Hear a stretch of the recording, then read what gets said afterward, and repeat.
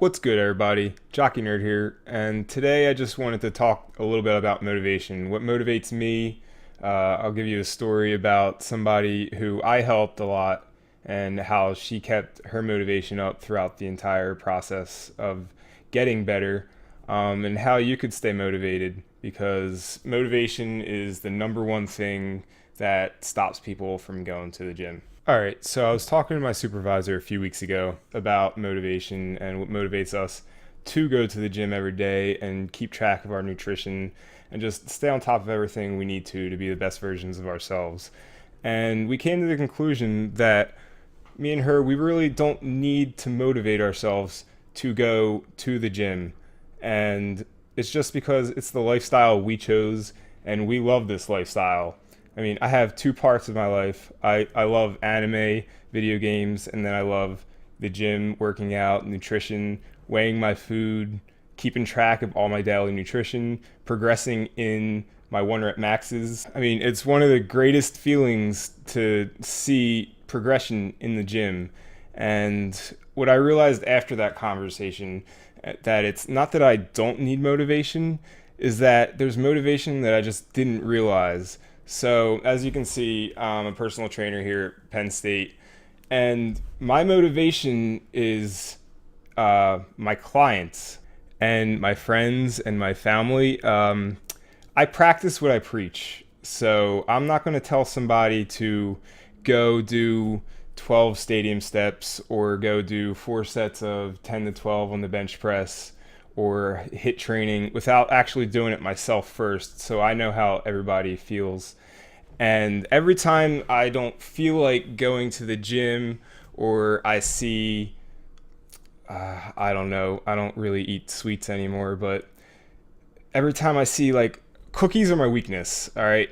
I fucking love cookies. If I see a cookie right there, chances are I'm gonna fucking snatch that and gobble it up. And it just, you have to have those pleasures in life.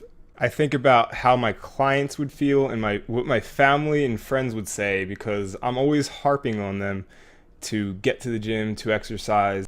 And I know if they knew I wasn't going, they probably wouldn't go. So it keeps me motivated to go so that I could help them become the best version of themselves. And because I like to be a role model. I like to set an example for everybody. And I like people to look up to me. So I'm not going to preach to them that they should live this healthy lifestyle and not live a healthy lifestyle. So I wanted to talk about a friend of mine who the name's going to remain undisclosed, who had every reason to be sedentary for the rest of her life and not improve and just let her condition take over her. So she had early onset Parkinson's, and that's Parkinson's. They diagnose you with early onset Parkinson's if you get it before the age of 40. With that, she had dystonia, which is involuntary muscle contractions, neuropathy, which is the deterioration of the myelin sheath on your nerves, so it's going to cause a lot of pain and burning sensations. And she had autonomic dysfunction, which means that her body wouldn't return her autonomic functions to homeostasis. So she can't maintain a stable heart rate, she can't maintain her blood pressure, and she can't even maintain her core temperature. So at rest, your normal heart rate is about 60 to 100. Above 100, you're at tachycardia, and which happens when you're exercising, and below 60, you are in bradycardia. So this friend of mine, because of her dystonia, it affected her abdominal muscles. So she was stuck in a 90 degree flexion of her abdominals. So when she would stand like this, and because of her Parkinson's, she'd have really short steps because Parkinson's inhibits movement. So she would walk like this, and she would only be able to get about 4 or 5 steps before she was completely winded and tremors all over the place. So she couldn't get to the bathroom by herself. So what we did was, with medication, is I helped her to slowly train herself. So now she can walk her dogs, and she can walk around the block a couple times.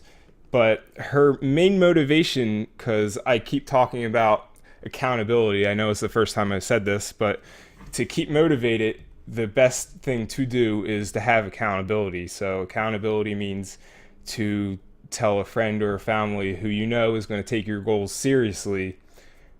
And if you fall off track, they're going to remind you of your goals and help you to get back on track. So her motivation was, every time she couldn't do something, or if she didn't feel like getting up to do her little bit of exercise that she could do, she would say, "What would Andrew do?" And that would keep her going. That would get her on her feet and to where she is now. I mean, there's a saying I always have: you can make it to sunrise. And there's nothing in this world that, how should I say this? There's nothing in this world that won't have an end sometime. So if you're sick and in pain right now, even if it takes medication, you'll eventually get through it and have that better life. There's nothing that you can't improve yourself in your life. Now, to keep yourself motivated, you're going to want to set goals that are realistic and attainable. You don't want to, if your max bench press is 135, you don't want to set your goal to a 315 bench press. That's going to probably take a year to attain. You're going to want to start slowly and build your way up. So start with attaining a 185 one rep bench press, and then finally hitting those 2 plates of 225, and keep going from there. Even with running, you don't want to you want to do a marathon. You don't want to set your goals to be able to run a whole 26.2 miles right off the bat. You're going to want to set your goals to start with maybe 1 or 2 miles, and each week increase that until you hit that 26.2 miles. Even with, because a lot of people want to lose weight and they set their goals way too high. People want to lose 50 pounds in 3 months, when realistically a healthy weight loss is about 1 to 2 pounds a week. So that would come out to about 4 to 8 pounds a month. Times that by 3, that's 12 to 24 pounds in 3 months. So not being able to, setting goals too high and not being able to attain them means that it's going to be a huge demotivator. And once you don't hit that, you're going to feel like a failure. You're going to lose self-efficacy, which is your confidence in the ability to do something. And what you want to do is keep that self-efficacy high. So set goals and take little baby steps to them. Eventually you're going to get there. It might not be as quickly as you want them. Believe me, I'm the most impatient person in the world. Also, find that friend that will be accountable for you. Have that friend that's going to be serious about your goals. And write everything down. I'm on a cut right now, so I'm always fatigued and I always want to eat more. But I know that if I didn't write everything down, that I would go off track and eat more than I should. I mean, I'm already eating a lot as it is for a cut, because I have a higher resting VO2 than normal, which means that I burn more calories at rest than the usual person. But write everything down so that you know that you're keeping track. So I hope you found this video helpful, and I plan on making more fitness vlogs. If you want to know what kind of games I like to play or what anime I watch, just leave comments in below. Subscribe if you like my channel. I'm just starting. Over the summer there's going to be plenty of videos, and I'm sure as soon as I give a lot of credit to these YouTubers, because I figured talking to a camera is going to be the easiest thing in the world, and it's not. It is hard, and the stage fright is setting in. But anyway, if you like my videos and you want to see more, subscribe. I'll answer any question in the comments that you have.